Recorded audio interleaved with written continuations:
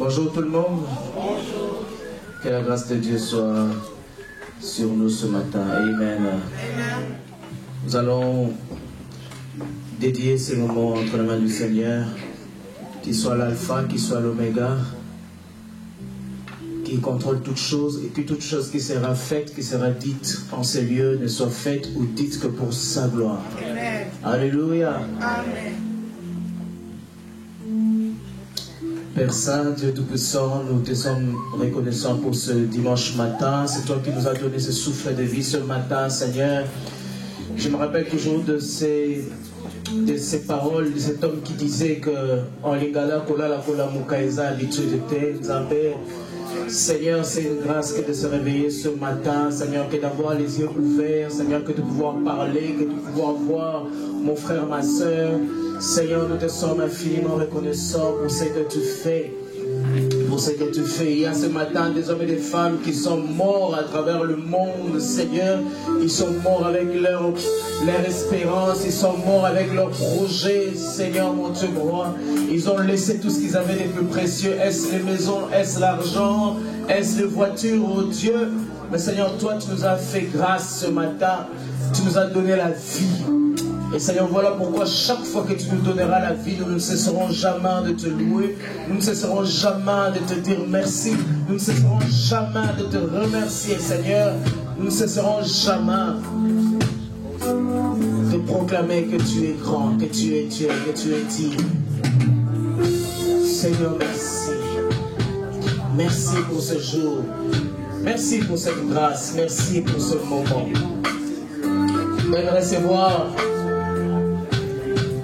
nos chants, de recevoir nos prières comme un sacrifice de bonne odeur qui monte vers toi. Seigneur, agrée-le, agrée-le, agrée-le. Ne nous regarde pas selon nos péchés, ne nous regarde pas ce matin selon nos manquements, ne nous regarde pas ce matin selon nos iniquités, car qui pourrait subsister au-devant de toi? Regarde-nous au travers du sang de Jésus, regarde-nous au travers du sang de l'agneau qui a coulé. Et ce matin, nous sommes heureux de pouvoir te célébrer. Ce matin, nous pouvons te dire merci. Ce matin, nous pouvons te dire merci. Honneur, gloire, puissance, règne. Ne révèle qu'à toi et à toi seul. Alléluia. Gloire et règne à toi. Porte élevée au linteau ce matin, afin que le roi de gloire fasse son entrée au milieu de nous. Et la Bible déclare qui est ce roi de gloire. Et ce matin, nous pouvons dire Jésus est ce roi de gloire. Amen. Et nous acclamons le Seigneur Dieu Tout-Puissant. Merci pour ta présence ce matin. Alléluia.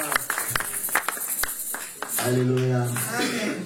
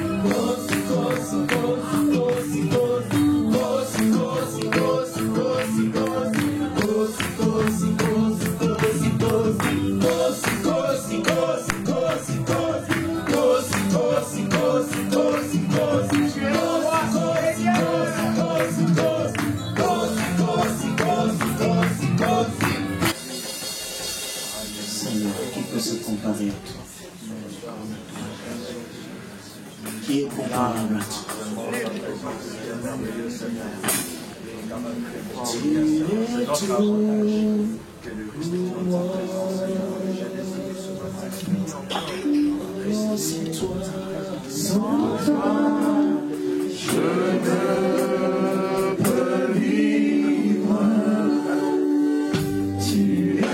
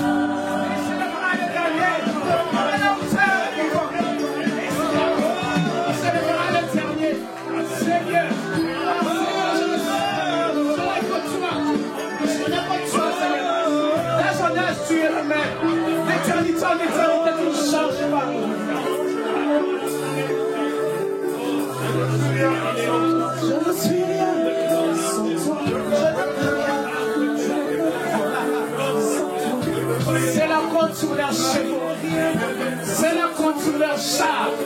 Cela compte sur leur diplôme. Cela compte parce qu'ils ont des comptes en masse. Cela compte parce qu'ils ont de l'argent quelque part. Mais moi je compte sur l'Éternel. Moi je compte sur l'Éternel. Moi je compte sur l'Éternel.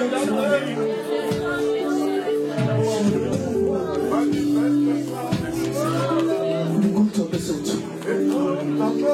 Tu es merveilleux. Tu es grand.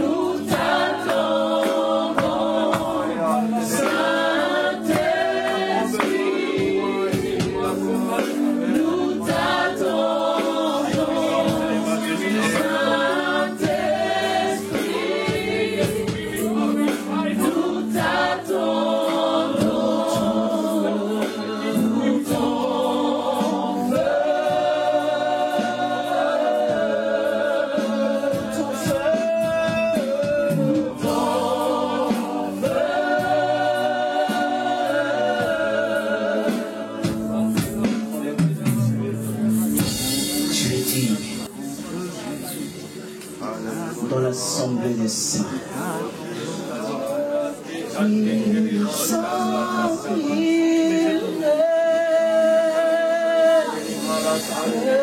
sont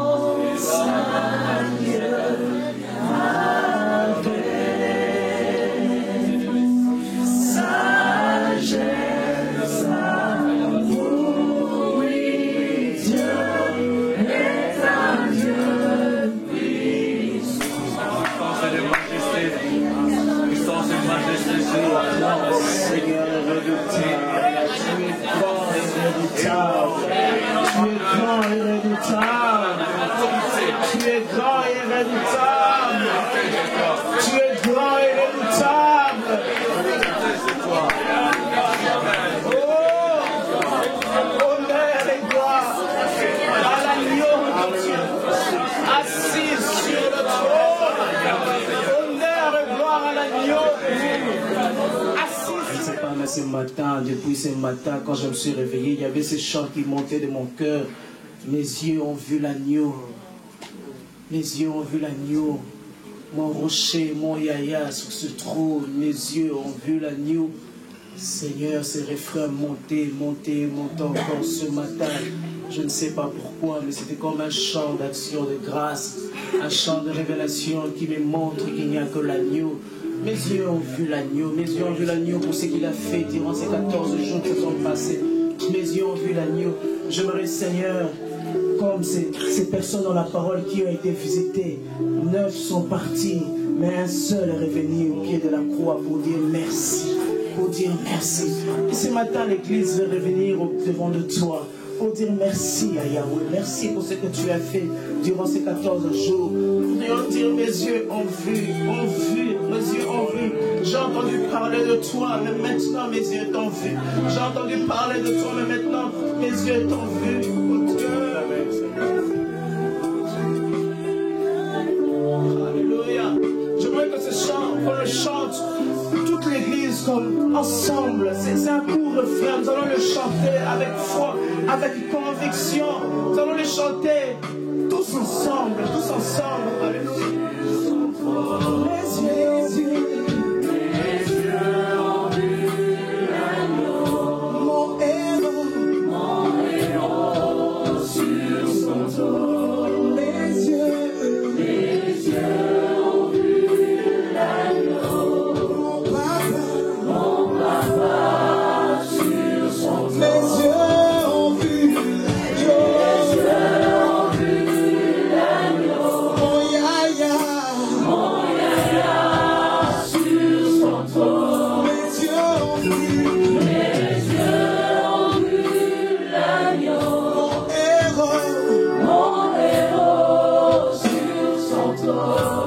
Nous voulons écouter toute l'église chanter ces cantiques.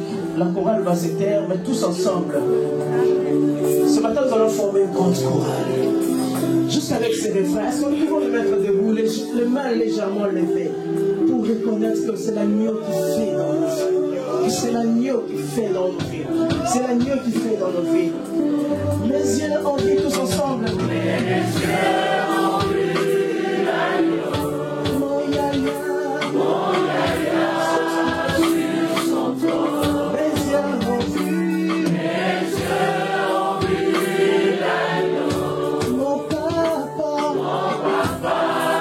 je fais plus fort. Mes yeux en vie, l'agneau. Mon yaya, encore. Mes yeux en vue, mon berger,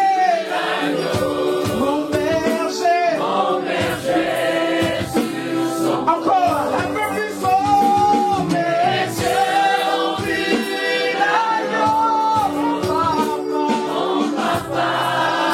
Est-ce que tu réalises? Mes yeux en vue, l'agneau, mon Jésus. Je ne sais pas, mais ce matin, bizarrement, ce matin, je me suis réveillé avec ces chants qui montaient de ma bouche. C'était juste ces refrains. Mes yeux ont vu l'agneau, mes yeux ont vu l'agneau, mes yeux ont vu l'agneau, mes yeux ont vu l'agneau. Mon yaya, mon berger, mon Jésus, encore tous ensemble. Mes yeux ont vu, l'agneau. Mon yaya, sur son dos. Mes yeux ont vu l'agneau. Mon berger, sur son dos. Mes yeux ont vu l'agneau.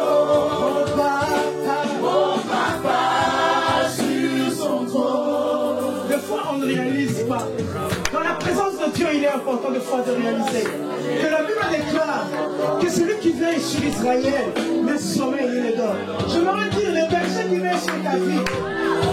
Jésus veille sur ta vie comme les bons bergers. Jésus veille sur ta vie comme les bons bergers.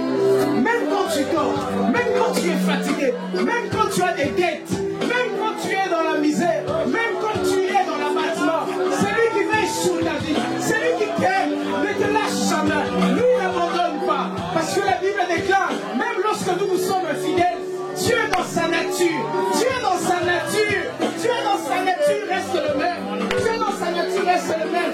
Il est fidèle, il est fidèle. Sa fidélité ne dépend même pas parce que tu pries. Sa fidélité ne dépend même pas parce que tu apportes l'offrande. Sa fidélité ne dépend même pas parce que tu donnes ta dîme. Sa fidélité dépend de sa divinité.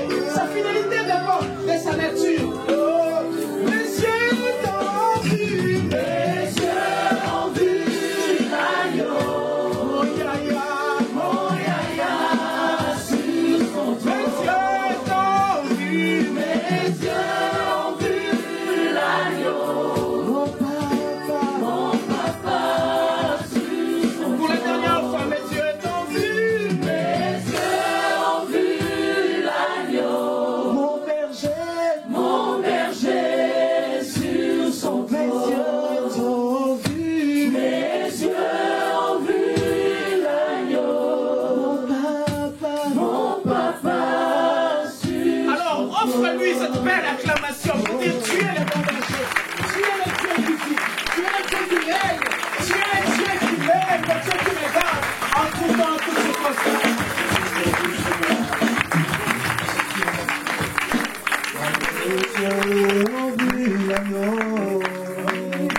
Mon héros sur son trône, les cieux ont vu l'agneau.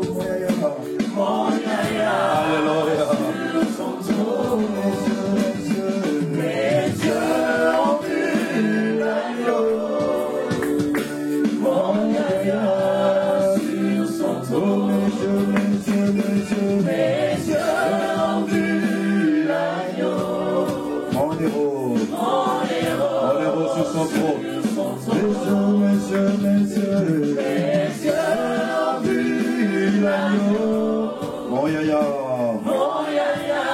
son trône élevé. Oh, mes yeux ont vu l'agneau. Mon héros dans le combat. Oh, mes yeux ont vu l'agneau. Mon yaya, sur son trône. Mes yeux ont vu l'agneau. Mon sauveur sur son trône. Mes yeux ont vu l'agneau. Mon secours sur son trône. Mes yeux ont vu l'agneau. Mon yaya sur son trône. Gloire au Seigneur. Gloire au Seigneur. Gloire au Seigneur. J'aimerais que tu ouvres les yeux de l'esprit afin que je contemple le Seigneur dans sa splendeur et dans sa sainte majesté. Telle est ma prière ce matin, ce midi encore. Telle est ma prière. Je désire, ouvre les yeux de mon cœur.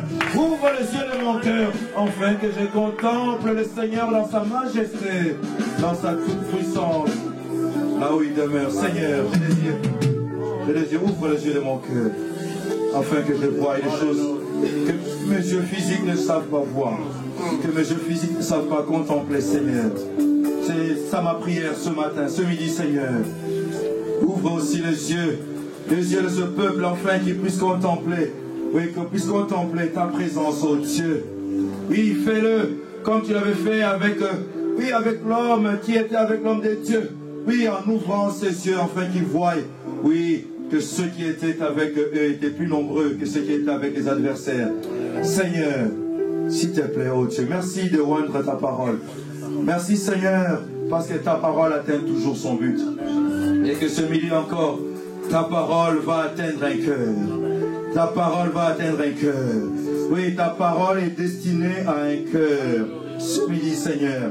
Et ta parole ne ratera pas sa cible.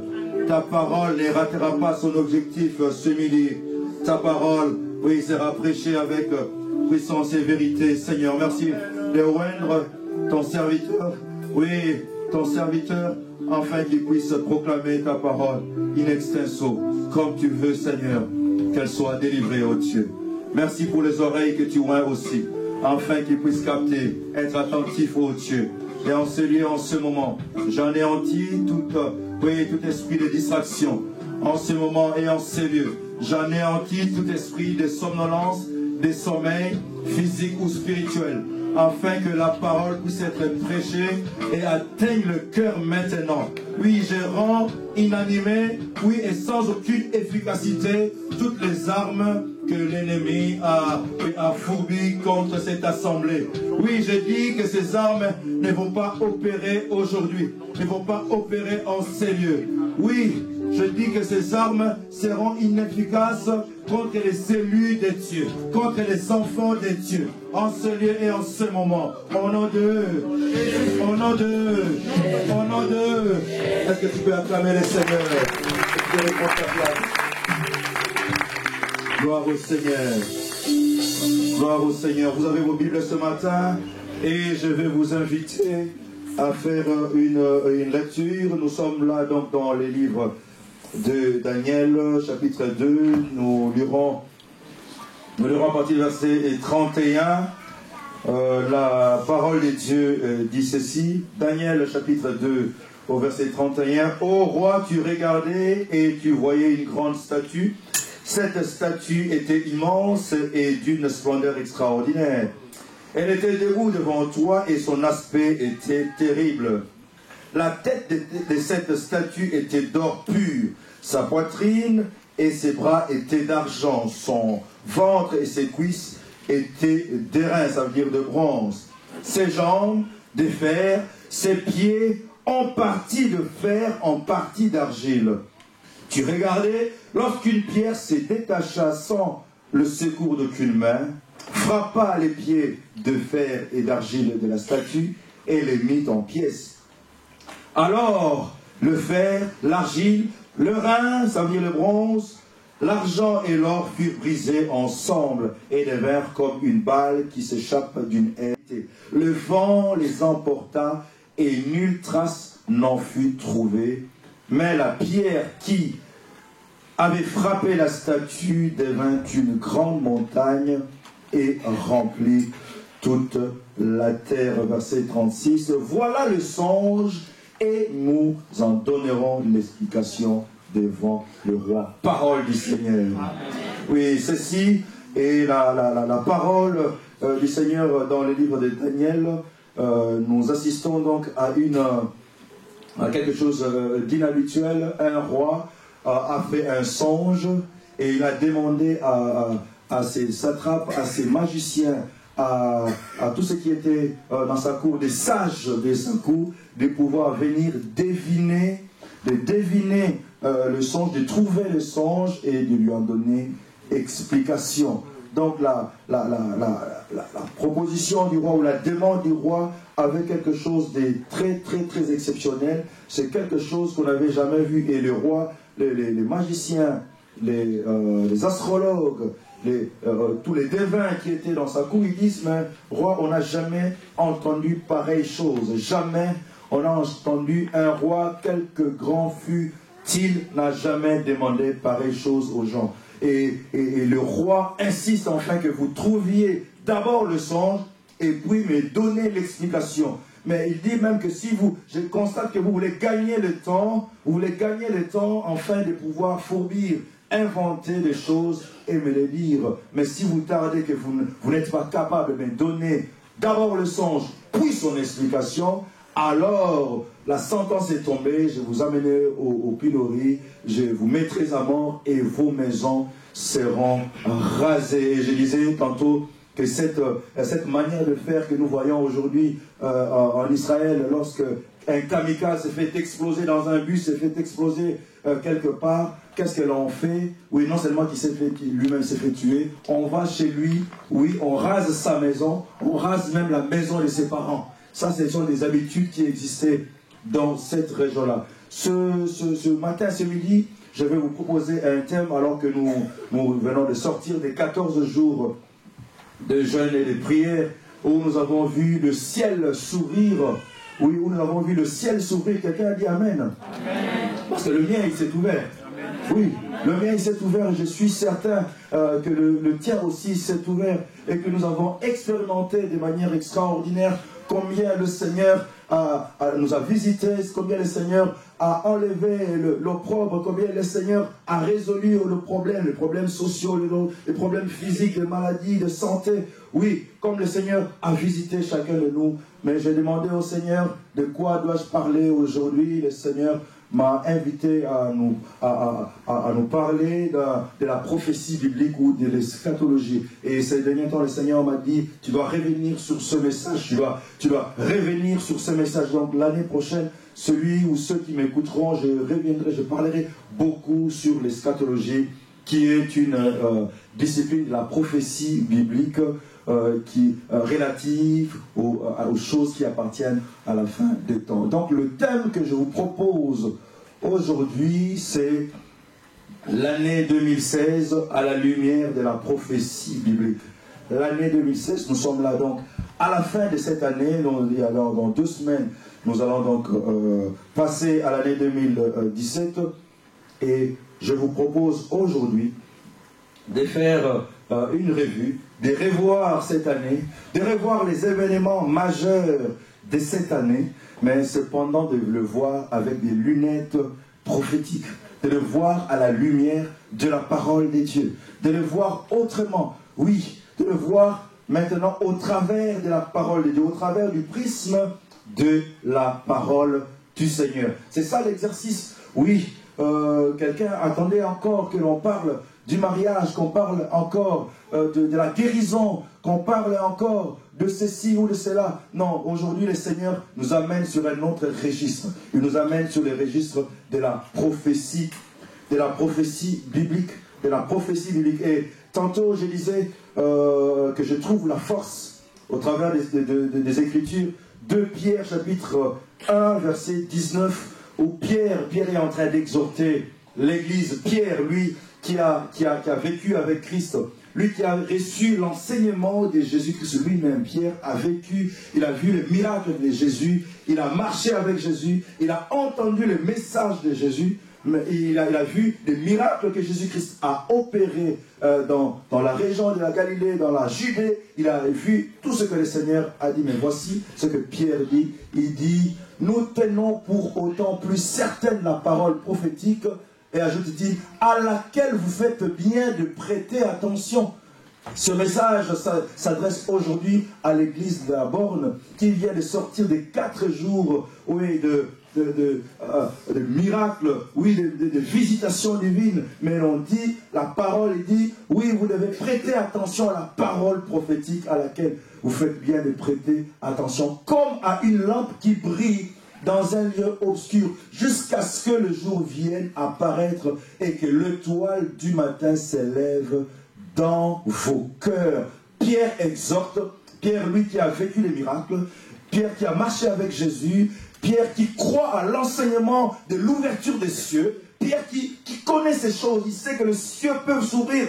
Du reste, il avait vécu l'épisode de la transfiguration. Il avait vu des choses, oui, des choses qui ont dépassé l'entendement. Et les gens pouvaient dire que nous avons vu sa gloire comme la gloire du Fils unique venu des dieux. Nous avons vécu avec lui, nous avons vu des choses, des grandioses. Oui, Jésus-Christ avait dit que désormais vous verrez le ciel ouvert et les anges descendre. Mais eux, ils ont vécu ces choses-là. Mais voici ce qu'il nous interpelle. Il dit que nous devons prêter attention à la parole prophétique. Et aujourd'hui, nous voulons prêter attention à la parole prophétique. Apocalypse chapitre 1, verset 3, la Bible nous dit « Heureux celui qui lit et celui qui entend les paroles de la prophétie. » Heureux, si tu veux être heureux, mais lis les paroles de la prophétie et entends les paroles de la prophétie et garde les choses qui sont écrites, car le temps est proche. C'est la parole du Seigneur ce midi pour l'église de La Borne, Bruxelles. Donc ce midi, je vous propose de faire une revue sur les quelques événements qui ont jalonné cette année 2016 qui va se terminer dans une dizaine de jours, dans 2 semaines précisément, et les voir cette fois-ci sous une version, sous une vision eschatologique. Je ne suis pas frustré si je n'entends pas beaucoup d'amen, car cela est prévu. C'est prévu qu'il n'y aura pas beaucoup d'amen, parce que je sais que nous aimons bien notre évolution, notre visitation. Mais cependant, la parole, alors que je priais, c'est ça la parole, je vous dis de manière très certaine, c'est ça la parole que le Seigneur a donnée, a envoyée pour La Borne ce dimanche. Amen. Je vais donc donner les quelques événements qui ont jalonné cette année 2016 et qui ont une portée prophétique. Il y en a certainement plusieurs, mais moi j'en ai trouvé 4 ou 5. Je vais parler déjà des attentats de Bruxelles et des Aventem. Donc le 22 mars, nous qui vivons à Bruxelles ou aux alentours en Belgique et même en Europe, nous avons su qu'il s'est passé des choses horribles à l'aéroport de Zaventem. Et moi je me souviens que j'étais, à l'heure où ça commençait à exploser, j'étais sur l'autoroute en train d'aller au travail. Les bombes sont détonnées là-bas, et plus tard à l'aéroport, au métro de Merode ou de Malbec, il s'est passé encore un autre kamikaze qui s'est fait exploser. Oui, cela a une grande incidence sur nos vies, certainement parce que la vie sur le plan social s'est organisée autrement. Sur le plan sécuritaire, nous avons vu des choses inouïes. La Belgique, en tout cas cette génération, n'avait pas l'habitude de voir les militaires, les tout jeunes qui sont nés il y a encore 10 ans, 20 ans ou même 30 ans. Ils ne voyaient pas les soldats, les militaires entrer en tenue de guerre, en tenue de combat, se promener dans les rues ou garder le métro ou les trams. Mais cela a dû se faire.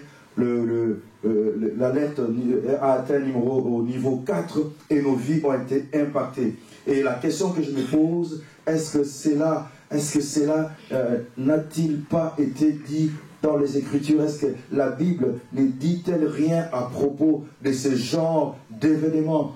à propos de ce genre d'événements. Et en lisant les Écritures, nous voyons cette phrase de Jésus-Christ qui dit, en parlant de fin des temps, une nation s'élèvera contre une autre nation, un royaume s'élèvera contre un royaume, un peuple s'élèvera contre un peuple. Donc parmi les signes de fin des temps, nous voyons donc là un peuple qui s'élève contre un autre peuple et qui est en train de commettre des actes abominables. Nous choisissons cependant de ne pas développer davantage ce point-là parce que nous l'avons déjà fait lors de notre intervention et nous le ferons encore plus tard. Donc nous choisissons délibérément de ne pas parler des attentats, mais le mentionner que ce sont des événements prophétiques qui se sont réalisés cette année. En deuxième lieu, nous avons l'élection de Donald Trump à la présidence des États-Unis. Est-ce que la Bible est-elle muette? Est-ce que, comme vous et moi, nous attendions, parce que tout le monde attendait l'élection de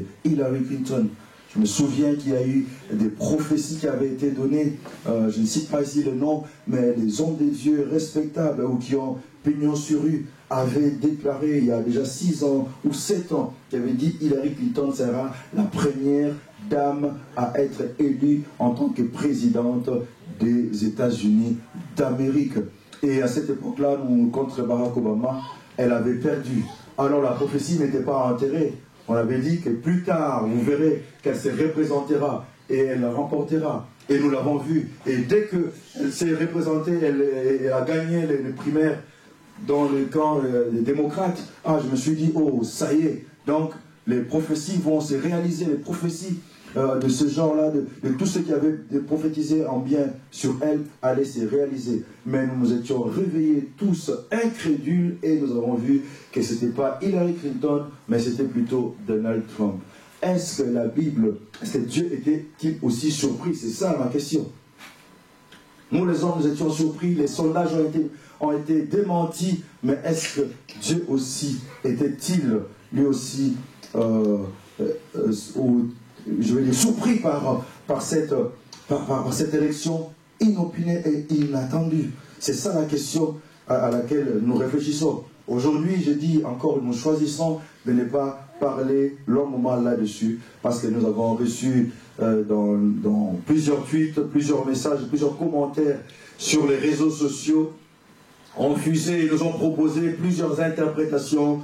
Les uns ont dit que Donald Trump, ça finit trompette. Oui, c'est trompette, donc c'est la 6e trompette. D'autres encore ont dit que Donald Trump est l'antichrist lui-même. D'autres encore ont dit c'est son fils plutôt qui est blanc et qui est un peu... j'ai oublié le mot. Qui est un peu lunatique. Oui, on dit que c'est celui-là qui va être l'antichrist parce que selon ceux qui étudient la prophétie biblique, ils savent que l'antichrist, selon les descriptions, il sera certainement un blanc. On dit que certainement il sera un juif, et c'est certainement il viendra de la tribu de Dan, et certainement il sera germanique, certainement il sera du côté issu de Danemark et de cette région-là. Et quand on vérifie dans la vie des Trump, on se rend compte que le grand-père des Trump vient effectivement de l'Allemagne, et qu'ils ont immigré, ça fait 2 générations ou 3 de l'Allemagne. Il pourrait éventuellement être l'antéchrist ou le père de l'antéchrist, mais c'est là, nous ne pouvons pas l'affirmer du haut de cette chair parce que nous n'avons pas la certitude, nous n'avons pas d'éléments. Mais cependant, cela est interpellant, et ceux et celles qui jettent un regard par rapport à cela n'ont pas tort, car la vie chrétienne ne consiste pas uniquement à venir demander, à prier pour nos vies, à prier pour avoir de l'argent, à prier pour avoir la stabilité financière, la stabilité sociale. La vie chrétienne ne consiste pas uniquement en ce genre de choses. Oui, ça consiste aussi à regarder à l'horloge de Dieu et à savoir quelle heure il est à l'horloge de Dieu, quelle heure il est dans le programme de Dieu, dans le cheminement du programme de Dieu. Où est-ce que nous en sommes? Ne regarde pas seulement à ta propre vie, à ton propre chronomètre, regarde aussi au chronomètre de Dieu pour savoir quel est le temps qu'il fait à l'horloge de Dieu. Donc nous avons dit que nous reviendrons lorsque nous aurons force détail. Là-dessus, nous en parlerons. Je passe directement au 3e et au 4e fait de cette année qui a eu lieu en cette année 2016 et qui, à notre avis, a une haute portée prophétique, une haute portée eschatologique. Nous avons donc en 3e lieu la cérémonie d'inauguration du tunnel du Saint-Gothard en Suisse. Nous sommes là donc le 1er juin de cette année.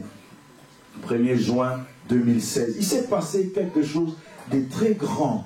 Oui, plusieurs d'entre nous avons regardé à la télévision, mais on a passé cela comme un effet divers, comme un fait divers d'actualité.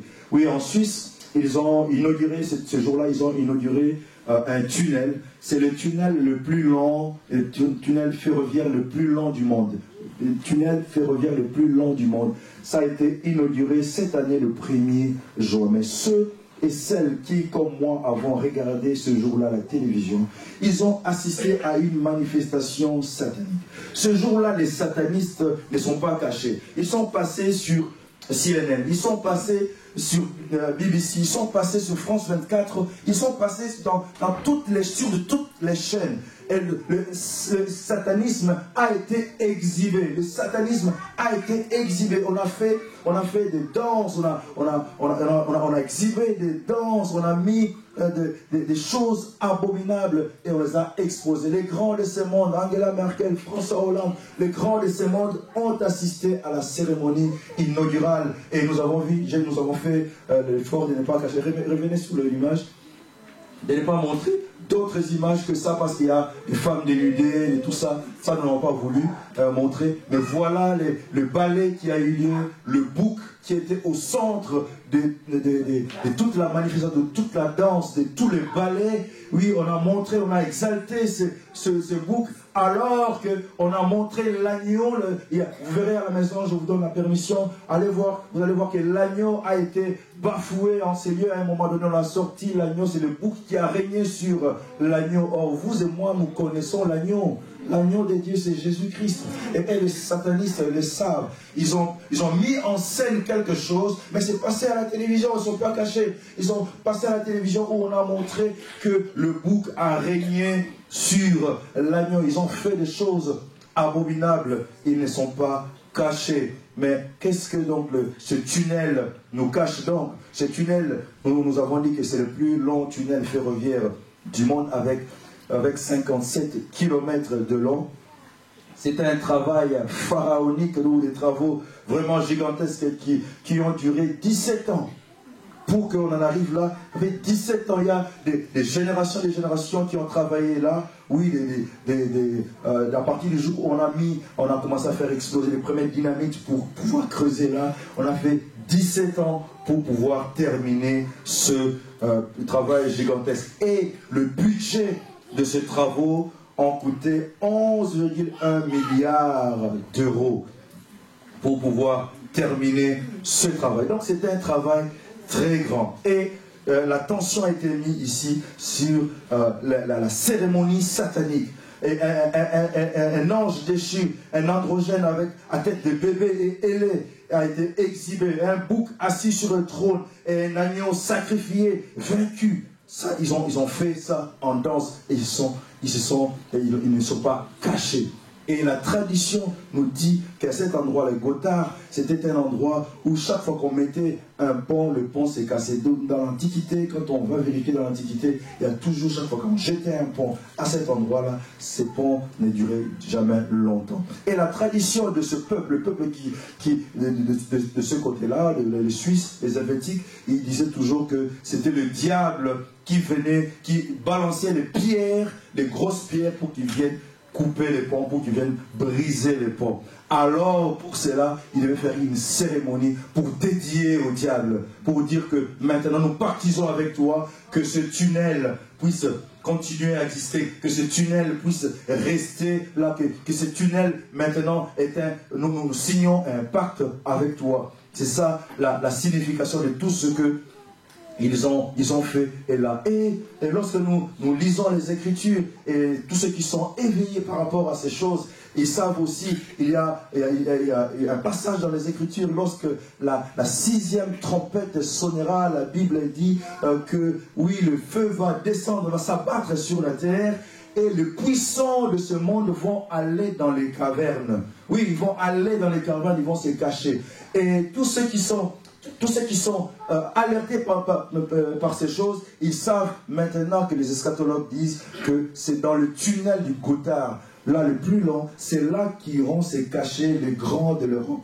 Parce que c'est sous des Alpes, au-dessus ce sont de grosses montagnes, c'est pratiquement imprégnable. Vous pouvez lancer des bombes, oui, ce tunnel-là, alors qu'il y a des ramifications, des bunkers, oui, ce tunnel-là est capable de résister aux bombes, de résister au choc nucléaire le plus ardu, de résister à toute forme d'attaque. Donc c'est leur abri. Donc c'est là que va se réaliser, oui, cette prophétie d'Apocalypse, lorsque, oui, le monde va subir les cataclysmes, les grands de ce monde. Oui, ceux qui sont du moins en Europe vont aller se cacher dans le Gothard. C'est là qu'ils vont se cacher dans le Gothard. Et aux États-Unis d'Amérique, j'en parlais encore avec un frère et je suis content qu'il était entre les deux cultes, bien sûr, qu'il était bien informé par ces choses. C'est qu'aux États-Unis, à l'aéroport de Denver, c'est l'aéroport où il est plus sécurisé, où il y a des bunkers, on dit les bunkers qui sont plus sécurisés, 10 fois plus sécurisés que les bunkers qu'avait mis en place Hitler. Donc c'est fait des galeries souterraines les plus profonds et les plus profonds. Et là ils se disent, le jour où le Seigneur va frapper la terre, nous allons trouver notre abri. Nous allons aller nous cacher dans les cavernes. Et la Bible, dans le livre d'Apocalypse, le prévoit qu'un jour le Seigneur frappera la terre. Et eux, ils sont déjà occupés à préparer des endroits où ils vont aller se cacher. Ça, c'est ce que la Bible dit, et eux, ils sont en train de se préparer. Et le clou de la manifestation, ce qui retient encore notre attention, c'est que cette manifestation satanico-diabolique, alors qu'elle était en train de se préparer, on a vu une cérémonie religieuse. Et on a vu côte à côte un prêtre, un imam, un rabbin, un adorateur de Bouddha entrer côte à côte. Ils sont entrés ensemble et ils ont célébré un culte écuménique. Ici, nous avons cette photo-là, nous voyons un rabbin, nous voyons un imam, nous voyons un prêtre. Il y a la personne de Bouddha qui est derrière cette photo. Je n'ai pas pu trouver la bonne photo, tous alignés, parce que cette photo n'était pas très obscène, n'était pas très bonne, était un peu obscène à pouvoir montrer. Donc ici, nous avons vu que les adorateurs des différentes divinités, des différentes religions se sont mis d'accord, ils sont été ensemble et ils ont célébré un culte ou une messe. C'est ce qu'on appelle l'œcuménisme, un culte écuménique. L'œcuménisme, qu'est-ce que c'est? C'est la fusion des religions. C'est mettre ensemble les divinités, mettre ensemble les croyances et le fondre dans une seule et sortir une seule religion. C'est ce qu'on appelle l'œcuménisme. Et le pape François, le pape actuel, il a dit qu'il va faire de son mandat ou pendant qu'il est en train de travailler, oui, il va le mettre sous le signe de l'œcuménisme, le dialogue écuménique, ça veut dire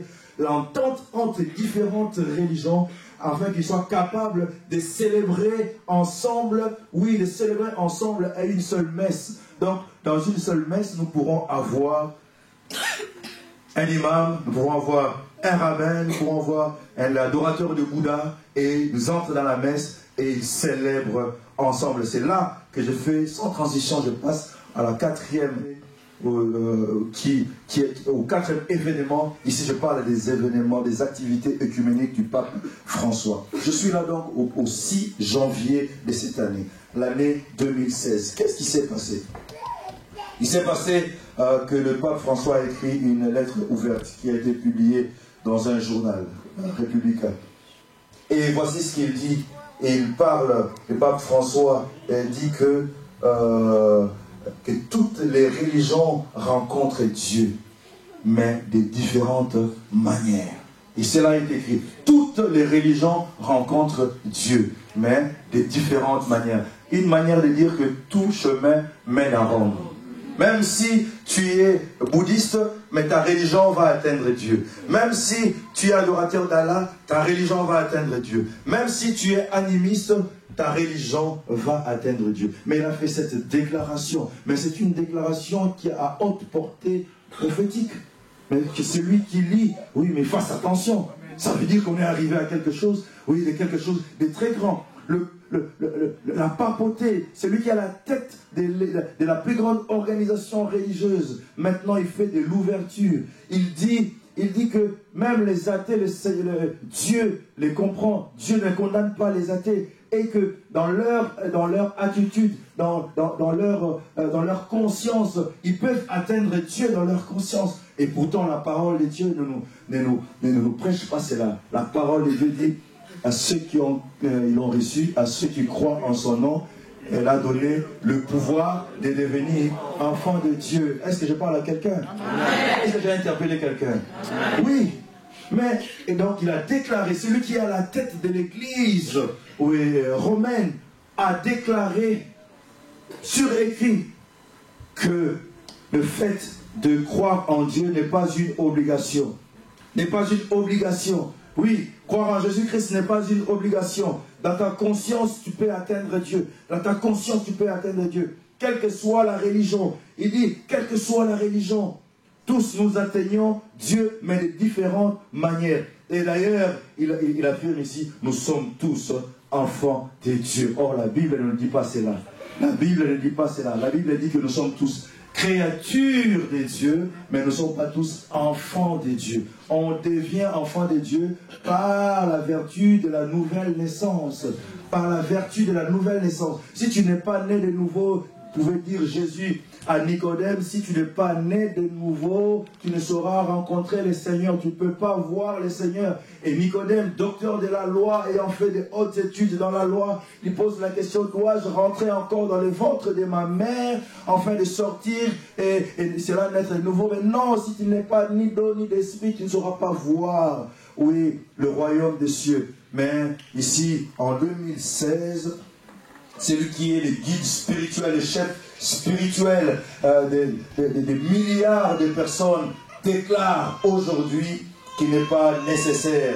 Il n'est pas nécessaire de croire en Jésus. Il n'est pas nécessaire de croire en Dieu et que ta conscience est suffisante. Tu es capable d'atteindre Dieu. Le pape François rassure les athées. C'était ça le thème, le titre de cet article que j'ai lu dans le journal Républicain du 11 novembre de cette année. Le pape François rassure les athées.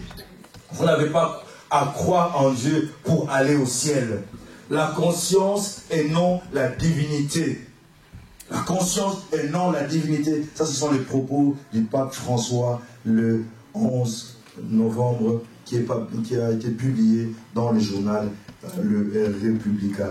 La finalité de l'œcuménisme et tout ça, ça sert à quoi? La finalité de l'œcuménisme. Il est en train de travailler sur l'œcuménisme, ça veut dire dialogue avec les autres religions. Oui, afin de pouvoir sortir ce qu'on appellera la religion mondiale. La religion mondiale. Une seule religion. Une seule religion. Le 31, on va parler déjà du 12 février. Le 12 février, le pape François fait la rencontre avec le patriarche orthodoxe Kirill. Nous avons une photo ici. Je vais vous raconter l'histoire de cette photo. C'est une photo prophétique. En quoi elle est prophétique? Car lorsque l'Église, donc après la mort de Jésus-Christ, Pierre a pris le bâton des pèlerins, il a commencé ce que nous appelons l'Église primitive. Et les chrétiens, comme nous le savons, les chrétiens étaient maltraités, les chrétiens étaient persécutés partout là où ils allaient, et surtout en Europe. Mais lorsqu'on arrive vers le 3e siècle, le 4e siècle, oui, l'empereur Constantin a déclaré le christianisme comme étant la religion d'État. Et à partir de ce moment-là, on a donné autorité à l'Église de devenir l'Église catholique, qui signifie Église universelle. Catholique, ça veut dire universel. donc d'être l'autorité morale.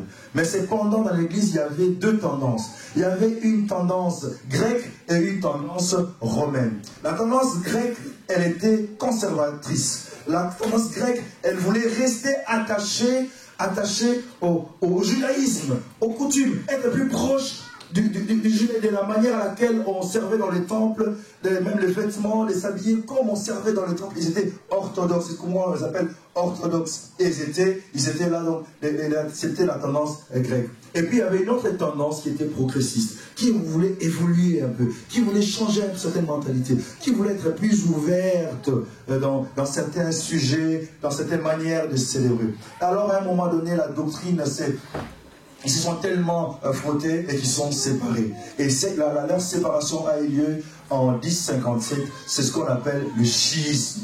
Le chiisme a donné naissance à deux églises. L'église catholique orthodoxe, ça veut dire qu'il reste dans les prescrits comme dans l'Ancien Testament, et puis il y a romaine, dans l'église catholique romaine, dans laquelle la plupart d'entre nous sont issus, c'est l'église progressiste, c'est l'église de Rome. L'église de Rome, il y avait le pape, et puis l'église, oui, de Constantinople, ou l'église grecque, et aujourd'hui il s'est déplacé en Russie, c'est l'église orthodoxe. Vous voyez même la manière à laquelle ils s'habillent, ils sont plus orthodoxes, plus proches des juifs, des coutumes des juifs. Maintenant, écoutez-moi bien, c'est que depuis l'an 1057, jusqu'à ce jour, les deux représentants ne se sont jamais vus. Ils n'ont jamais dialogué. Ils n'ont jamais célébré ensemble. Cela n'a jamais eu lieu. Ils ont donc attendu l'an 2016 pour faire leur première rencontre. N'est-ce pas prophétique ça? C'est très prophétique parce que durant les siècles et des siècles, ces deux personnages n'ont jamais parlé. Mais en l'an 2016, le 12 février, pour être plus précis, à La Havane, au Cuba, ils se sont fixés rendez-vous et là, ils ont célébré une messe en commun. Ils ont attendu plus de 10 siècles, plus de 11 siècles pour pouvoir se parler. Et cela a eu lieu cette année, l'année 2016. En l'an 2016, il s'est passé aussi quelque chose de très prophétique. Nous sommes là donc au 31 octobre de cette année. Le pape François s'est rendu en Suède pour la commémoration des 500 ans de la réforme luthérienne. Qu'est-ce qui se passe? C'est que nous avons continué avec, nous oublions maintenant l'église orthodoxe qui a évolué de son côté et l'église romaine a continué à évoluer de son côté. Et nous sommes là donc au 15e siècle, au 16e siècle, qu'est-ce qui se passe? Il se passe qu'il y avait un moine, parce qu'à l'époque, il n'était pas permis de pouvoir lire les évangiles. On lisait l'Ancien Testament, on lisait souvent l'évangile, mais les lettres de Paul, les lettres de Pierre, tout ce qui est épître n'était pas permis de le lire. Mais un jour, un moine a commencé à lire, et puis il a découvert certaines choses qui étaient contraires et contradictoires à la parole de Dieu. Et il a donc fait ce qu'on appelait la réforme. Et ce personnage-là, c'était Martin Luther. Martin Luther est entré dans les Écritures et il a trouvé qu'on ne devait pas adorer Marie. Il a trouvé qu'on ne pouvait pas, nulle part dans la Bible, il est écrit qu'on pouvait célébrer la messe des morts. Il a trouvé que nulle part dans la Bible, on parlait de purgatoire. Il a trouvé ces choses et il les a mis en exergue. Alors qu'il est en train de discuter avec le prélat l'excommunie. On dit tu changes d'avis sinon tu es excommunié. Il a donc été excommunié. Oui, lui qui était en Allemagne, qui avait fait ces choses en France, il y avait Jean Calvin qui avait fait la même chose, qui avait commencé à lire aussi. Et il a trouvé, dit mais je suis d'accord avec toi. Effectivement, les choses que nous enseignons ne sont pas conformes à la parole de Dieu. Alors il faut une réforme. En Suisse, il y avait un autre qui s'appelait Théodore de Bèze, qui a travaillé aussi là-dessus, qui a lu les Écritures. Il dit, mais les choses que nous enseignons ne sont pas conformes à la parole de Dieu. Tenez, il y avait ce qu'on appelait la vente des indulgences. La vente des indulgences, qu'est-ce que c'est? C'était que si tu vis ta vie comme tu veux, Mais cependant, si tu donnes beaucoup de monde, si tu donnes beaucoup d'offrandes, le jour où tu vas mourir, tu ne vas pas aller en enfer. Mais tu vas passer par un endroit qu'on appelle le purgatoire. Et ce purgatoire, c'est un endroit de transition qui va te permettre à ce que, après que tu aies expié tes fautes au purgatoire, tu vas pouvoir faire ton transfèrement au ciel.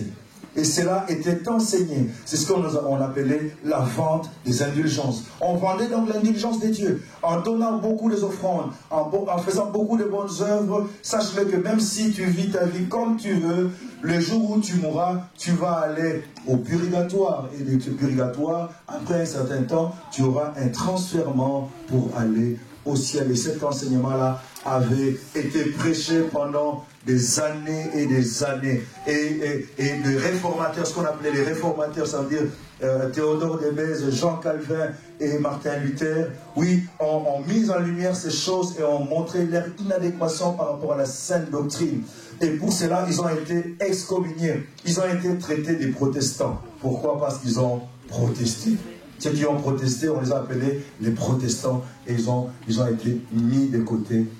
Et pour la petite histoire, la vente des indulgences, juste pour fermer la parenthèse, c'est que à ce moment-là, l'église catholique, l'église de Rome, avait un projet gigantesque. Il était en train de construire la basilique de Saint-Pierre, la cité de Vatican, qui avait besoin de beaucoup d'argent, et l'argent de la caisse ne suffisait pas. Et pour cela, pour exciter, pour encourager les gens à donner, il fallait inventer une théorie. Inventer la théorie de purgatoire, afin de vendre les indulgences. Avec cet argent, on a pu construire et terminer le grand projet qu'ils avaient. Et maintenant, si nous revenons en cette année 2016, qu'est-ce qu'il y a comme lien entre 2016 et tout cela? C'est que cette année-ci, c'était 500 ans après donc, le 500e anniversaire de cette réforme.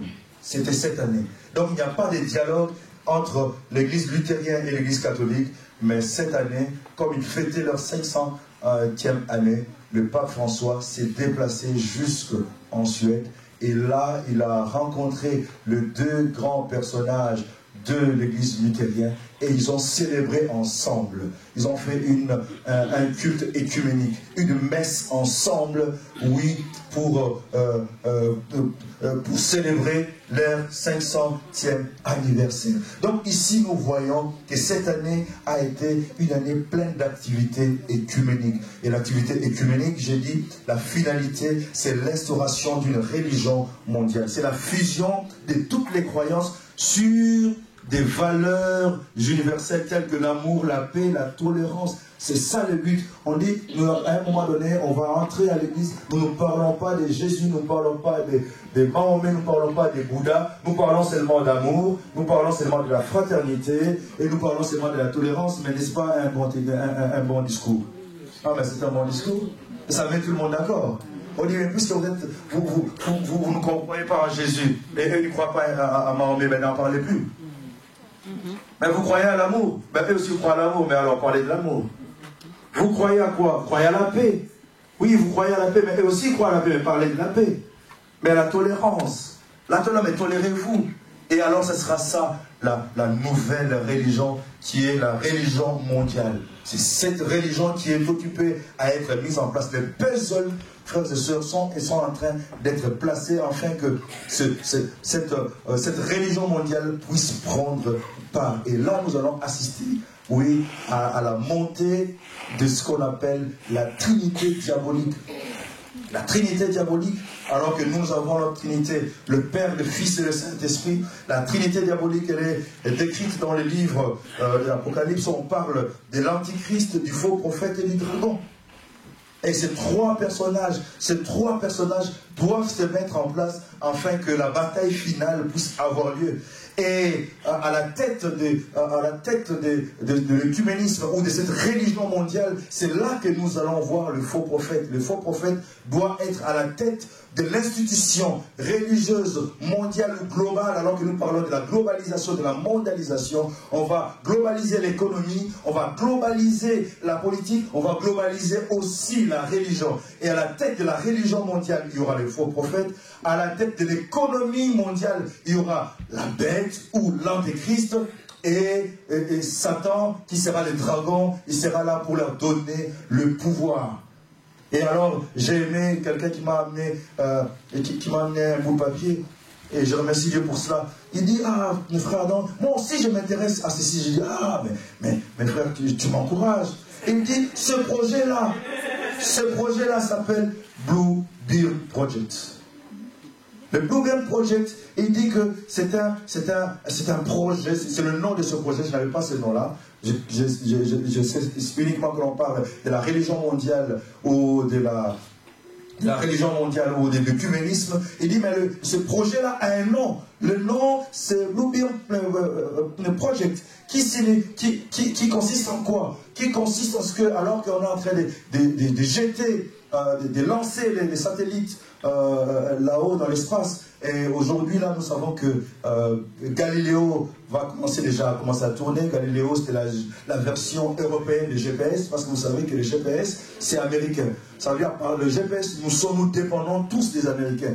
Tout ce que l'OTAN fait, tout ce que les autorités belges, françaises et tous les autres font, c'est contrôlé par les Américains. Les Américains ont un contrôle là-dessus parce que le GPS c'est à eux. Le Russe, ils ont aussi leur propre version, mais ils n'ont pas vendu aux Européens. Et les Européens ont pris leur propre projet qui s'appelle Galiléo, qui a duré aussi une vingtaine d'années. Je crois que cette année 2016, c'est alors qu'ils ont lancé, ça commence à faire 2 semaines, qu'ils ont lancé officiellement le travail de Galiléo. Et il y a par cela, ils vont commencer, ils auront la possibilité de créer des hologrammes, des hologrammes. Donc, de faire paraître ici, de manière virtuelle, une image, un personnage, ou même un musicien. Je me souviens qu'il y a un musicien, Tupac, ou qui était mort, et on a créé un concert, alors qu'il lui est mort, on a créé un concert avec son hologramme. Donc ça veut dire, les gens étaient dans la salle, en train de voir un spectacle, mais on voit l'image de quelqu'un qui est déjà mort, mais on le fait sur ordinateur. Avec le truc de 3D et tout ça, et de manière, on a créé son hologramme, il a joué, il a fait de la musique. Les gens de Michael Jackson le font aussi. Et là, ils vont pouvoir faire des images qui vont commencer à balancer. Qu'est-ce qu'ils vont balancer? La Bible nous dit bien qu'il leur donna, on dit, lorsque l'Antéchrist va régner sur la terre, il va donner, les gens vont commencer à adorer l'image de la bête. Il a adoré l'image de la bête. Mais ça veut dire que l'hologramme de l'Antéchrist, alors que l'Antéchrist sera en Europe, mais on pourra créer son image à partir du ciel, on pourra envoyer son image quelque part, et les gens qui sont en Afrique, ceux qui sont en Amérique, qui sont en Asie ou ailleurs, pourront voir son image et pouvoir l'adorer. Donc ce projet est bel et bien en train de se réaliser. Et toutes ces choses ont eu lieu en 2016. Cette année, il y a des choses prophétiques. Je disais donc que la Trinité diabolique va consister à l'Antéchrist qui est la bête, qui sera à la tête du gouvernement mondial. Ça veut dire qu'il aura le pouvoir politique. Et nous aurons le faux prophète qui sera à la tête de la religion mondiale. Et le dragon qui sera lui-même Satan. Qui sera lui-même Satan. Le pape Léon XIII n'a-t-il pas déclaré un jour que le pape est Dieu lui-même caché sous le voile de chair? Ah, mais le pape a déclaré cela, le pape Léon XIII, il a déclaré que le pape, c'est Dieu lui-même, mais seulement sous le voile de la chair.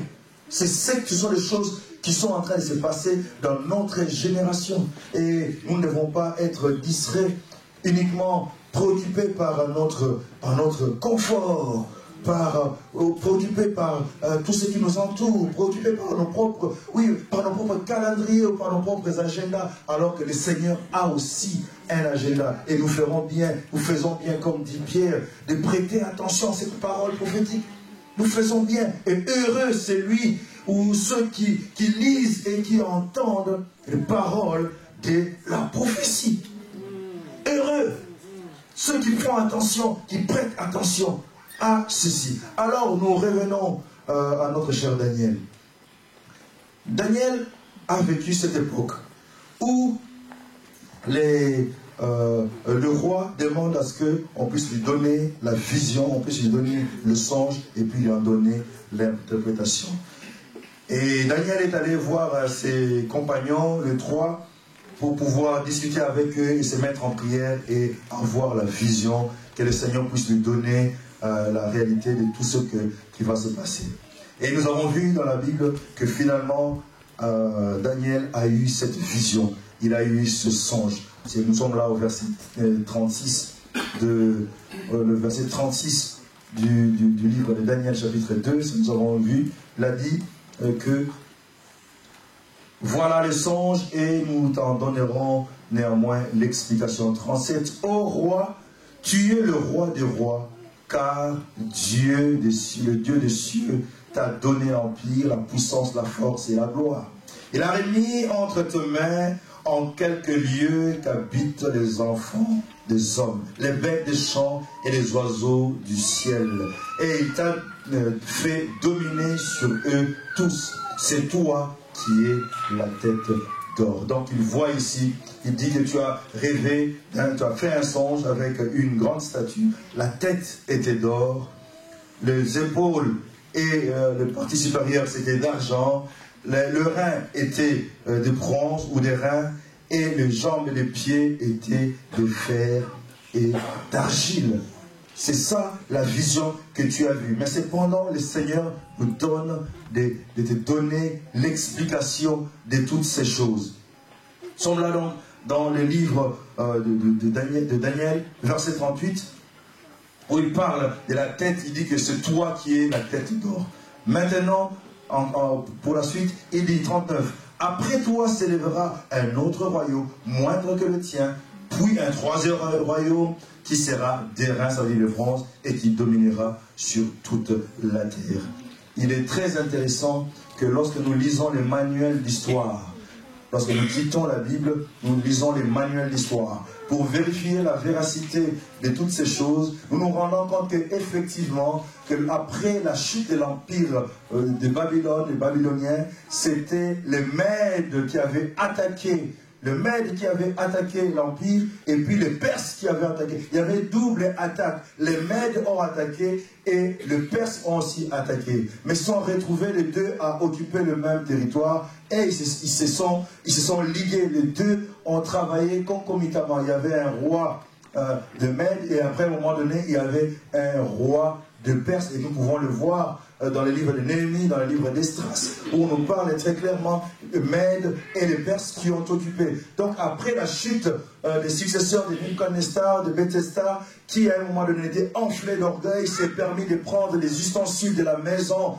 du roi, commencer à servir ses convives avec ça, boire du thé, du vin, avec les choses qui étaient sacrées qu'il avait prises du temple de Jérusalem. Il y a une main qui est apparue et qui a écrit compter, peser, diviser, tu seras compté, tu as été trouvé léger, tu seras divisé, voici ton royaume sera divisé. Une sentence était tombée et le royaume a été divisé. Les Mèdes l'ont pris et ils ont régné. Ici nous parlons des royaumes universels, ça veut dire des empires universels, ça veut dire ceux qui ont dirigé le monde. Quand ils ont dirigé, ils ont occupé le monde entier, le monde civilisé dans l'époque.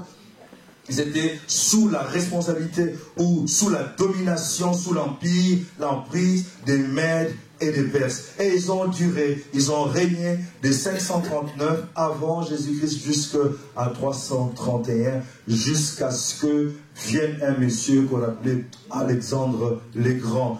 Tu as vu ça au cours d'histoire. C'était un Grec qui est venu avec sa puissance et sa force. Il a démoli toute l'organisation qui était là. Il a démoli toute l'organisation et il a repris le contrôle sur ce territoire.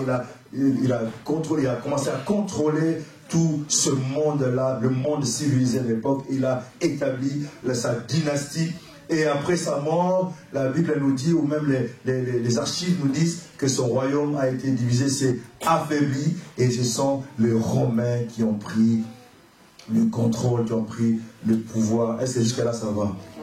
Est-ce que jusque-là ça va? Oui, alors que les Romains ont pris le contrôle de l'Empire, c'était donc le 4e Empire. Nous sommes là dans le verset 40. Il y aura un 4e empire fort comme le fer, de même que le fer brise et rompt tout. Il brisera et rompra tout comme le fer qui met tout en pièces. Et comme tu as vu les pieds et les orteils en partie d'argile, de potier et en partie de fer, ce royaume sera divisé. Mais il y aura en lui quelque chose de la force de fer, parce que tu as vu le fer mêlé avec l'argile. Ah, ça c'est le dernier. Nous avons parlé du royaume, nous avons parlé en dernier lieu de l'Empire romain, et nous avons vu l'Empire romain. Et l'Empire romain a dirigé le monde pendant l'époque où Jésus-Christ vivait sur la terre. Et ce sont les Romains justement qui ont gouverné ce monde dans la Galilée, la Judée, c'était les Romains. Mais l'Empire romain, après quelques années, ça s'est aussi effondré.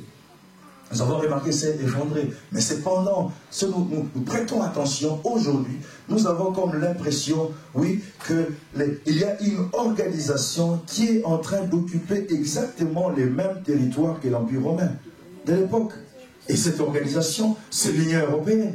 Lorsque nous vérifions, nous prenons la carte, nous voyons que ce sont les mêmes territoires, c'est pratiquement les mêmes territoires qu'occupait le royaume de l'Empire romain, que c'est le même territoire qu'occupe aujourd'hui l'Union européenne. Donc l'Union européenne est donc la résurgence, sinon la continuité de l'Empire romain.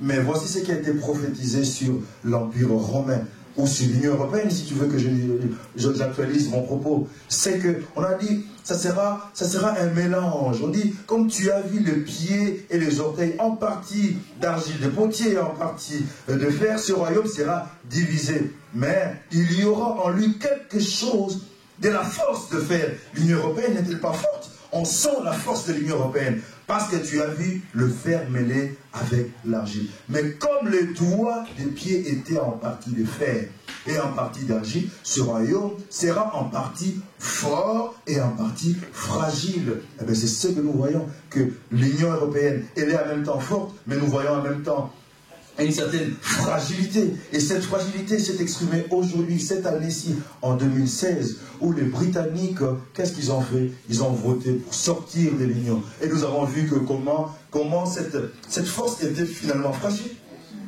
Nous croyons qu'elle était indivisible. Nous croyons qu'elle était forte.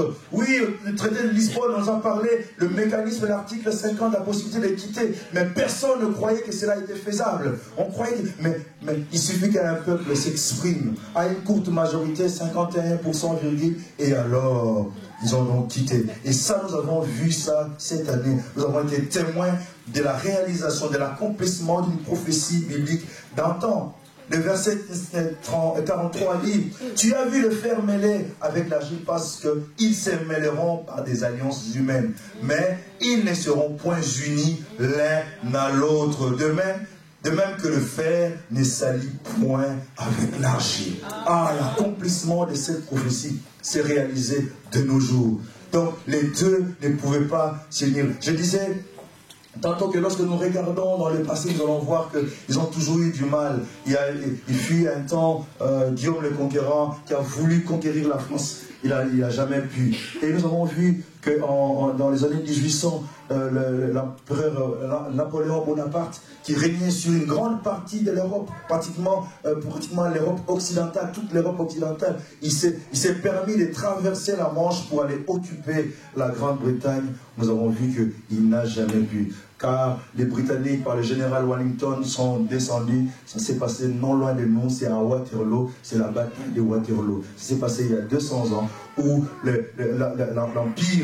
l'Empire romain a voulu voulu aller occuper la Grande-Bretagne, mais la Grande-Bretagne s'est défendue et ça s'est passé à quelques encablures de chez nous, ici, à Waterloo, ils ont été défaits. Et là, nous sommes, il y a 200 ans, mais il y a une cinquantaine d'années, une soixantaine d'années, Hitler, ayant occupé l'Europe occidentale, s'est permis d'avoir des ambitions territoriales sur la Grande-Bretagne. Il s'est préparé, il était tellement fort. Oui, ils sont allés jusqu'à Dunkerque. Ils voulaient traverser pour aller occuper Dunkerque, envoyer les avions. Mais ce jour-là, qu'est-ce qui s'est passé? Il s'est passé ce que les eschatologues appellent le miracle de Dunkerque. Le miracle de Dunkerque. Qu'est-ce que le miracle de Dunkerque? C'était le jour où Hitler devait gagner la Grande-Bretagne et la prophétie n'allait plus se réaliser. Mais ce jour-là, Hitler a fait un rêve. Une nuit. Ce jour-là, Hitler a appelé tous ses généraux pour consultation et concertation, car il avait trouvé d'autres armes et d'une autre manière d'envahir. Et les généraux qui étaient au point de traverser par Dunkerque, ils ont battu retraite pour retourner quelques encablures plus tard, et les généraux devaient rentrer jusqu'à Berlin pour écouter Hitler. Mais qu'est-ce qui s'est passé? Il s'est passé que dans une semaine, c'est le débarquement. Les soldats alliés, Charles de Gaulle et tous les Américains qui étaient en Grande-Bretagne ont eux traversé de l'autre côté de la Manche. Ils ont traversé, ils ont fait le débarquement de Normandie que tu connais. Et ce jour-là, l'histoire a changé son cours. Mais l'histoire s'est conformée aux Écritures. S'est conformée que les Britanniques, c'est très difficile de les avoir. Et c'est ce qui s'est passé cette année. L'année 2016 a vu l'accomplissement des Écritures dans Daniel, chapitre 2, le verset 42 et 43. Ils vont se mêler par des alliances humaines, mais ils vont toujours se diviser. Ils vont toujours se diviser. Ils seront jamais. Maintenant, la suite, ça j'aime bien, et nous allons atterrir par là. Nous allons atterrir par là. C'est que dans la statue que nous avons, que Nebuchadnezzar a vu, on dit ici en verset 44, dans le temps de ce roi, ce tout dernier roi, Dieu des cieux suscitera un royaume. Donc dans le temps dans lequel nous sommes maintenant, le Dieu des cieux suscitera un royaume qui ne sera jamais détruit. Amen. Qui ne passera point sous la domination d'un autre peuple. Il brisera et détruira tous ces royaumes-là. Et lui-même subsistera éternellement. Amen. Mais c'est dans notre période, c'est à notre époque.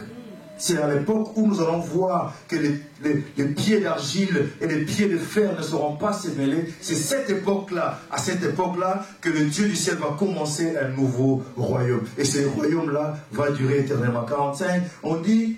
Oui, c'est ce qu'indique la pierre que tu as vue s'est détachée de la montagne sans le secours d'aucune main, et qui a brisé le fer, le rein, l'argile, l'argent et l'or. Le grand Dieu a fait connaître au roi ce qui doit arriver après cela. Le songe est véritable et son explication est certaine. Ça veut dire le songe que tu as vu, il est véritable et l'explication que je vais te donner est certaine. Nous sommes donc arrivés, frères, sœurs, à cette époque où moi et vous avons vécu la réalisation de toutes ces prophéties. Nous sommes là donc en train de vivre les dernières heures du système actuel. Nous sommes donc en train de vivre les dernières années du système actuel. Et nous devons donc nous préparer. C'est pour cela que nous devons nous remémorer. Voici comment ça va se faire.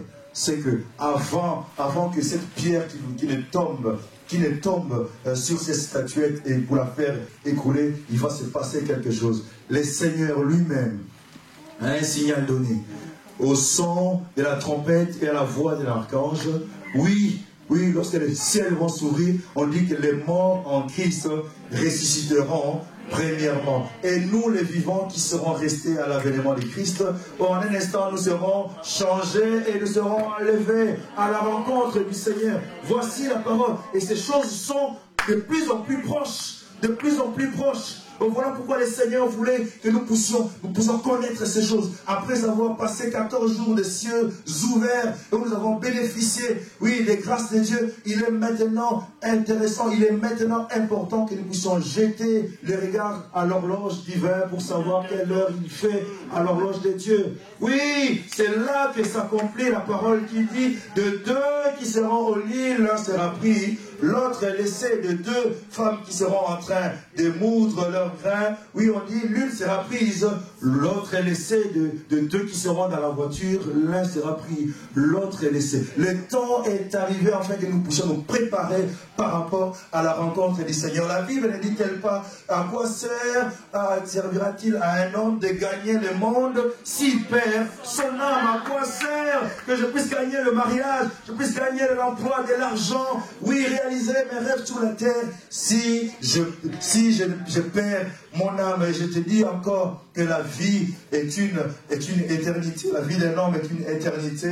Elle va vers l'éternité. Nous venons d'une éternité et nous allons vers l'éternité. Et la vie sur terre n'est qu'une parenthèse. Est-ce que je peux encore te répéter cela? Je dis que nous venons de l'éternité et nous allons vers l'éternité. Et la vie sur terre n'est qu'une parenthèse. Et nous devons veiller sur cette parenthèse, frères et sœurs. Oui. Peu importe que tu n'es pas marié, si le Seigneur vient, il ne va pas regarder que tu n'es pas marié, il ne va pas regarder que tu n'as pas fait ceci. La Bible ne dit-elle pas qu'il en sera ainsi comme au jour de Noé. Les hommes mangeaient, buvaient, mariaient leurs enfants, mariaient leurs filles. Oui, il en est ainsi. Aujourd'hui, nous mangeons et nous mourrons, et nous mangeons et nous festoyons. Mais cependant, lorsque le Seigneur viendra, il ne tiendra pas compte. Il n'attendra pas d'abord que tu célèbres tes noces. Il n'attendra pas que tu décroches cet emploi-là. Il n'attendra pas que tu puisses avoir fait d'abord ce voyage-là. Il n'attendra pas ta régularisation, avoir tes papiers. Il n'attendra pas que tu deviennes belge. Il n'attendra pas cela. Oui, le Seigneur est proche maintenant. Il est temps maintenant que nous puissions nous préparer. Tel est le message que le Seigneur m'a donné pour l'église de la Borne aujourd'hui. Tel est le message que le Seigneur m'a donné, afin que l'église puisse se sanctifier. On a dit, recherchez la sanctification et la paix avec tous, sans laquelle personne ne verra le Seigneur. Parole du Seigneur. Amen.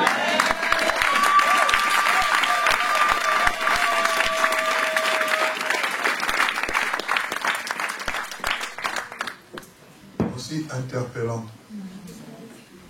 C'est vrai qu'il y a eu beaucoup de choses qui ont été dites, mais le Seigneur veut que nous puissions avoir nos pensées éclairées.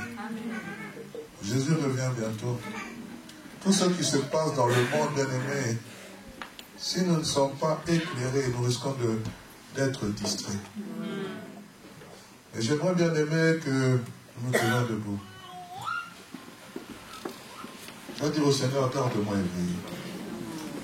Garde-moi éveillé. Garde-moi éveillé. Est-ce que tu peux prier avec moi? Garde-moi éveillé. Dis cela, bien-aimé. Je ne veux pas être distrait. S'il vous plaît, donnez-moi du volume, s'il vous plaît. Éternel, oui, aujourd'hui nous nous attachons aux choses passagères. Nous nous attachons aux choses passagères. Mais Jésus recherche une église qui regarde au ciel. L'apôtre Pierre a dit, la fin de toutes choses est proche. Bien-aimé, nous sommes dans le temps de la fin. Il est temps que tu mettes ta vie en règle avec l'Éternel Dieu des armées. Les forces du mal, les forces diabolo-sataniques se liguent et se préparent, car ils savent que nous sommes dans le temps de la fin. Bien-aimé, que l'Angleterre allait quitter. Qui avait cru que l'Union européenne était si faible que ça? Aujourd'hui, on parle de monnaie unique. Certains pays cherchent à rétablir les frontières. Aujourd'hui, nous avons ce que nous sommes en train de voir avec ces migrants qui sont en train de pénétrer. Mais bien aimé, tout cela, ce sont des signes de la fin des temps. Si tu n'es pas alerte, quand on dit, c'est pour ça qu'il a dit, réveille-toi, toi qui dors. Relève-toi d'entre les morts et Christ t'éclairera. Quand on parle du réveil spirituel, ce n'est pas seulement pour être rempli du Saint-Esprit, parler en langue. C'est bien aimé pour affûter les armes pour le temps de la fin. C'est pour prêcher l'évangile dans les rues. C'est pour parler à ton frère, à ton cousin, à ton neveu, à ton père. Papa, réveille-toi. Jésus revient bientôt. Il vient rechercher l'église sans tache de rite. C'est pour que toi qui es enfant de Dieu, tu te sanctifies.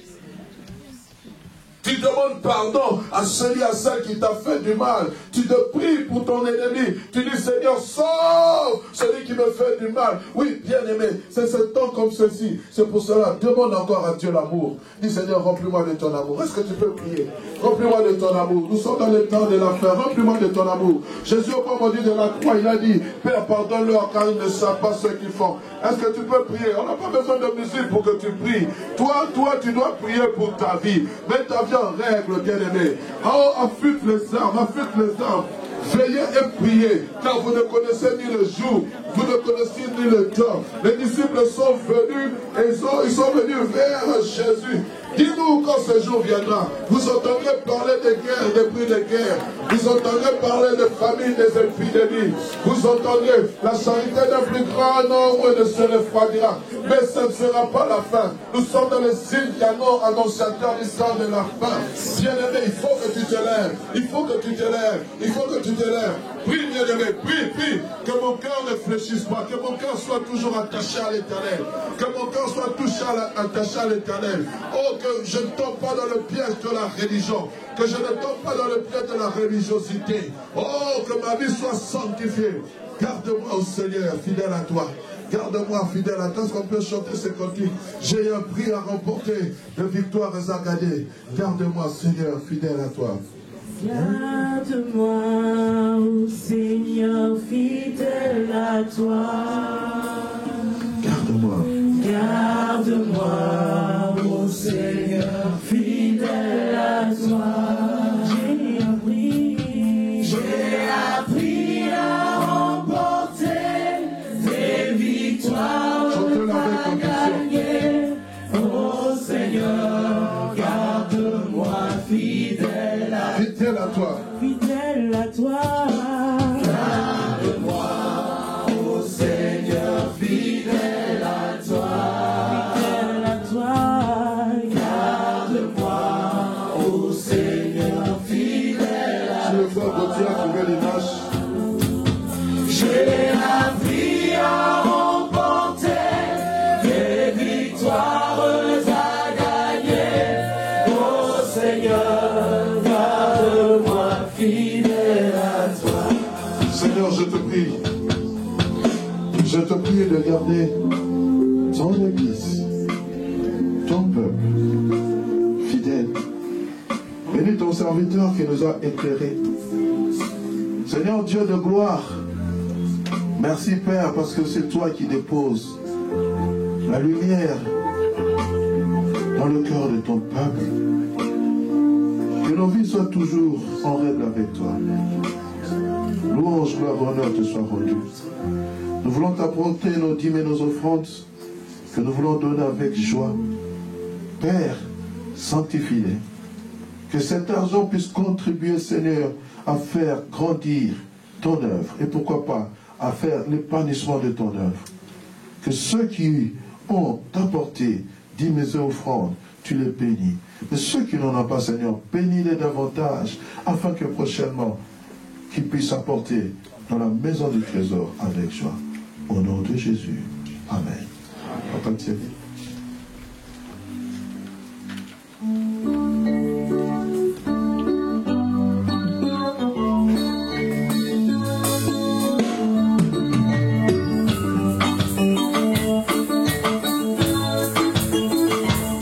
Gloire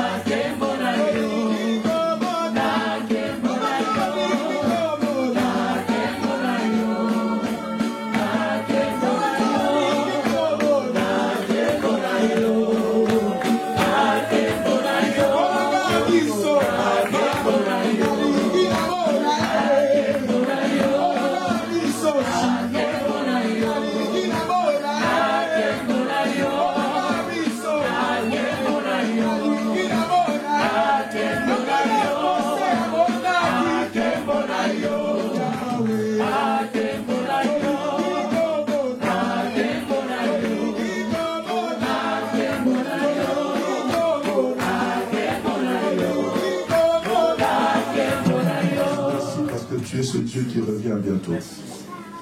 Mais tu viendras nous trouver prêts. Nous ne voulons pas être comme ces vierges folles, Seigneur, n'ayant pas d'huile et s'attendant à te voir, mais nous voulons être comme ces vierges sages. Seigneur, l'huile toujours prête pour te recevoir.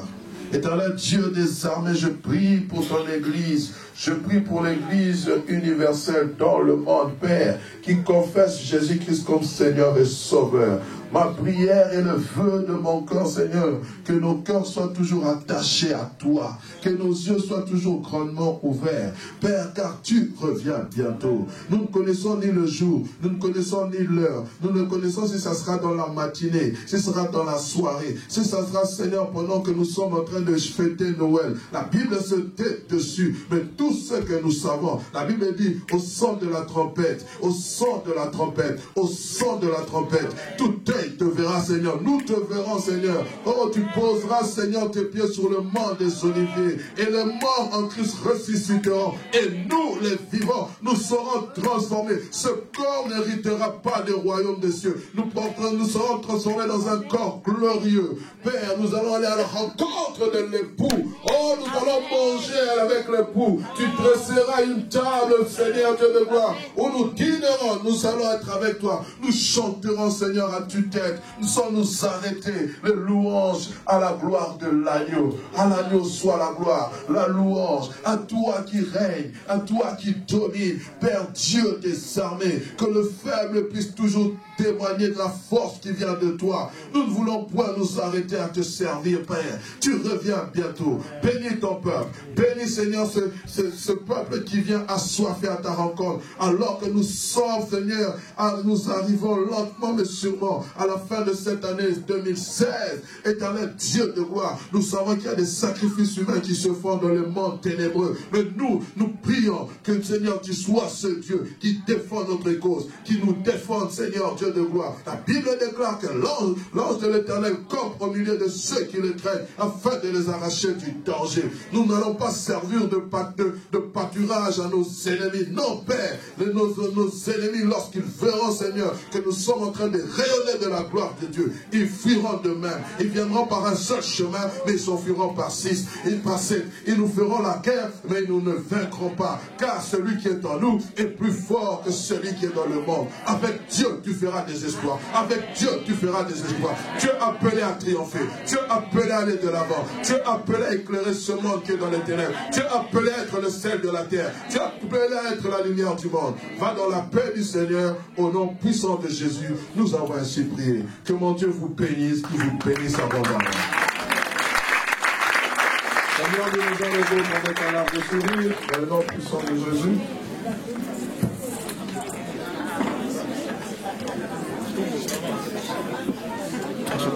Que Dieu vous bénisse.